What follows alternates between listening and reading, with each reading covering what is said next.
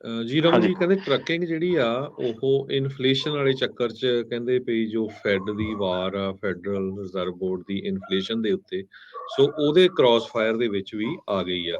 ਸੋ rate hikes ਜਿਹੜੇ interest rate ਹੋਣੇ ਆ ਉਹ ਡਬਲ ਡਾਊਨ ਆ ਟਰੱਕ ਲੋਡ ਡਿਮਾਂਡ ਦੇ ਲਈ। ਕਹਿੰਦੇ ਸੰਨ 2023 ਦੇ ਵਿੱਚ ਜੋ ਟਰੱਕ ਲੋਡ ਦੀ ਡਿਮਾਂਡਸ ਆ ਉਹ ਘਟੂਗੀ, ਖਾਸ ਕਰਕੇ ਜੋ ਰੀਟੇਲ ਵਾਲੀ ਸਾਈਡ ਹੈਗੀ ਆ।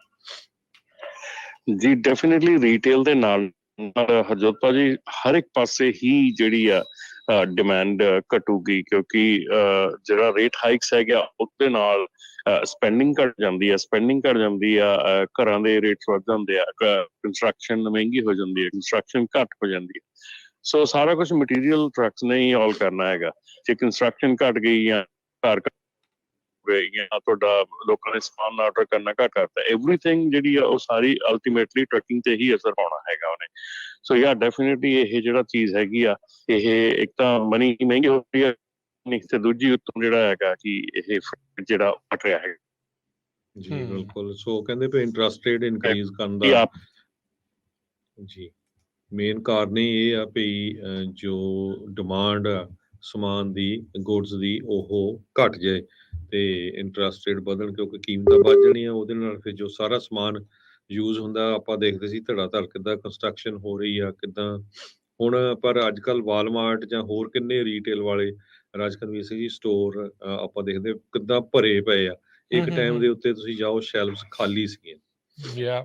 ਸੋ ਸਪਲਾਈ ਉਦੋਂ ਸੀਗੀ ਨਹੀਂ, ਉਦੋਂ ਇਹਨਾਂ ਨੇ ਆਰਡਰ ਜ਼ਿਆਦਾ ਕਰ ਲਏ ਤੇ ਹੁਣ ਹਰਜੋਤ ਜੀ ਇਹ ਹੋ ਗਿਆ ਵੀ ਡਿਮਾਂਡ ਇੰਨੀ ਜਿਹੜੀ ਆ ਉਹ ਨਹੀਂ ਰਹੀ ਤੇ ਸਪਲਾਈ ਜਿਹੜੀ ਹੁਣ ਸਰਪਲਸ ਜਿਹੜੀ ਉਹ ਹੋਈ ਪਈ ਆ। ਸੋ ਓਬਵੀਅਸਲੀ ਉਸ ਸਾਰੇ ਦਾ ਜਿਹੜਾ ਅਸਰ ਆ ਇਹ ਰਹਿੰਦਾ ਆ। ਬਾਕੀ ਜਿਹੜਾ ਸਵਾਲ ਪੁੱਛ ਰਹੇ ਨੇ ਹਰਭੁਪਿੰਦਰ ਹੁਣੀ ਵੀ ਕਿੰਨਾ ਚਿਰ ਇਹਦੇ ਵਿੱਚ ਡਰਾਈਵ ਕੀਤਾ ਜਾ ਸਕਦਾ ਆ ਐਮਰਜੈਂਸੀ ਡਰਾਈਵਿੰਗ ਆਵਰਸ ਦੇ ਵਿੱਚ। ਇਹ FMCSA ਦੀ ਜਿਹੜੀ ਵੈਬਸਾਈਟ ਹੁੰਦੀ ਆ, ਜਿਹੜੀ ਉਹਨਾਂ ਨੇ ਰੀਜਨਲ ਡੈਕਲੇਰੇਸ਼ਨ ਜਿਹੜੀ ਉਹ ਦਿੱਤੀ ਆ, ਉਹਦੇ ਵਿੱਚ ਉਹਨਾਂ ਨੇ ਕਲੀਅਰ ਜਿਹੜਾ ਉਹ ਕੀਤਾ ਹੁੰਦਾ ਆ। Right now Alabama, Florida, Georgia, Kentucky, Mississippi, North Carolina, South Carolina ਤੇ ਟੈਨੇਸੀ, ਇਹਨਾਂ ਦੇ ਉੱਤੇ ਜਿਹੜਾ ਰੀਜਨਲ ਐਮਰਜੈਂਸੀ ਡੈਕਲੇਰੇਸ਼ਨ ਉਹਨਾਂ ਨੇ ਡਿਕਲੇਅਰ ਕੀਤੀ ਆ। ਸੋ ਬਾਕੀ ਹੋਰ ਪਾਸੇ ਨਹੀਂ, ਇਹਨਾਂ ਸੂਬਿਆਂ ਦੇ ਵਿੱਚ ਹੀ ਜਿਹੜੀ ਐਮਰਜੈਂਸੀ ਡਿਕਲੇਅਰ ਕੀਤੀ, ਉਹਦੇ ਵਿੱਚ ਰਿਸਟ੍ਰਿਕਸ਼ਨਸ ਵਗੈਰਾ ਉਹ ਸਾਰੀਆਂ ਉਸ ਦੇ ਆਧਾਰ ਦੇ ਉੱਤੇ ਜਿਹੜੀਆਂ ਉਹਨਾਂ ਨੇ ਰੱਖੀਆਂ ਆ।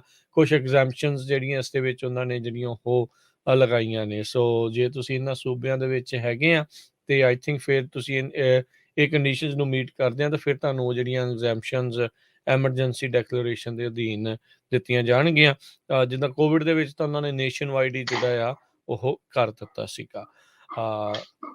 ਜੀ ਬਿਲਕੁਲ। ਆਪਾਂ ਖਾਸ ਕਰਕੇ ਜਿਹੜੇ ਫਲੋਰੀਡਾ ਨੂੰ ਟਰੱਕਰਸ ਜਾ ਰਹੇ ਪਿਛਲੇ 2-3 ਦਿਨਾਂ ਤੋਂ, ਆਪਾਂ ਸਾਰਿਆਂ ਨੂੰ ਇੱਕ ਤਰ੍ਹਾਂ ਦੇ ਨਾਲ ਦੱਸਦੇ ਵੀ ਆਏ ਆ ਵੀ ਭਾਈ ਉਸ ਏਰੀਏ ਜਾਣ ਤੋਂ ਬਚੋ, ਵੀ ਬਹੁਤ ਵੱਡਾ ਉੱਥੇ ਤੂਫਾਨ ਆਇਆ, ਹਰੀਕੇਨ ਆਏ, ਤੇ ਜੇ ਕੋਈ ਫਸਿਆ ਵੀ ਆ ਤੇ ਜ਼ਰੂਰ ਸਾਨੂੰ ਦੱਸਿਓ ਕਾਲ ਕਰਕੇ। ਤੇ ਹੋਰ ਵੀ ਜੇ ਕਿਸੇ ਭੈਣ ਭਰਾ ਨੂੰ ਕੁਐਸਚਨ ਹੈਗਾ ਟਰੱਕਿੰਗ ਇੰਡਸਟਰੀ ਦੇ ਨਾਲ ਰਿਲੇਟਡ ਤੇ ਤੁਸੀਂ ਕਾਲ ਕਰ ਸਕਦੇ ਹੋ 408 272 5200 408 272 5200।